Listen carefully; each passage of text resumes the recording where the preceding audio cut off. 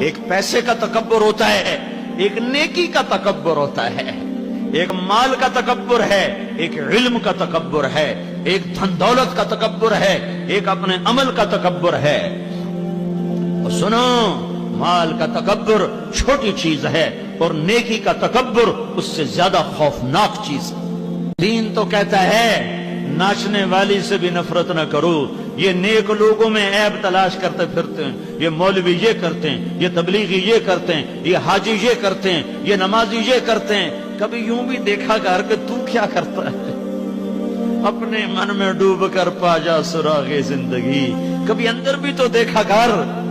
جو اندر نہیں دیکھتا ہائے ہائے وہ بغیر توبہ کے مر جاتا ہے۔ جو اوروں کے عیب دیکھتا پھرتا ہے اسے توبہ نصیب نہیں ہوتی۔ جو اوروں کے بارے میں اندھا ہو جاتا ہے اللہ اسے اس کے عیب دکھاتا ہے، توبہ کی توفیق دیتا ہے۔